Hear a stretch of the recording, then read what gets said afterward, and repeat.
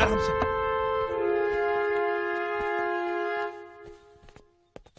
का भाई सब व्यवस्था ठीक बानू?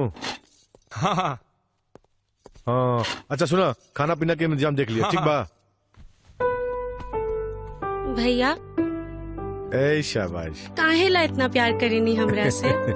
काहे कि तू हमार बहन ना बेटी लगे। हर बेटी बियाह के बाद मायका छोड़ के ससुराल जाली, लेकिन आप हमरा खातिर मायके में ही घर जमाई लेके आ गई नी। तोहरे बिना तब हमहू न जी पाई पगली। मालिक, जौन गाड़ी भेजले रहनी दमाद जी के लावे खातिर ओकर एक्सीडेंट हो गई।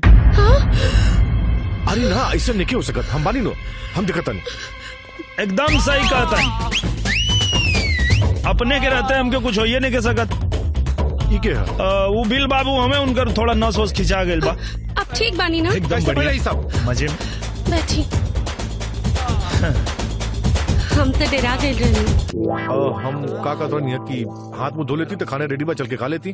अरे खाना खाए से पहले घर वाला लोग से परिचय तो कराई। हाँ भाई राहुल। अरे भैया, अरे उठा उठा। अरे बहुत दर्द हुआ था, न तो हम बता देते कि हम के बनी जा।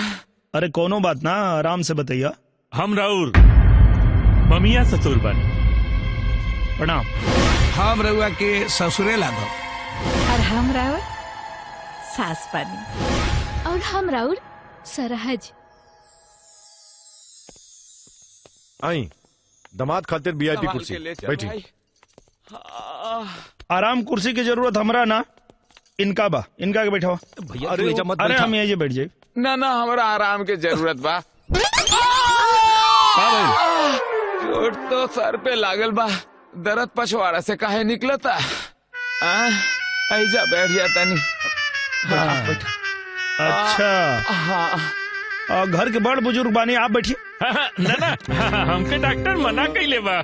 अच्छा शुरू करी ना?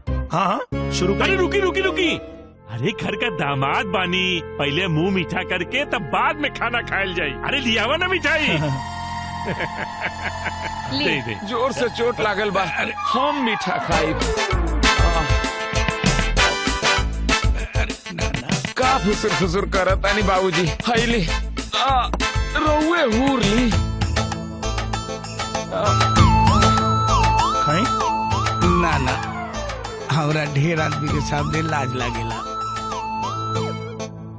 हम अलग ले जाके खा ले थली, ते रहुआ लोग खाए। अरे एक दो को मिठाई खाए के रहे, पूरा प्लेट में लेके गईलन।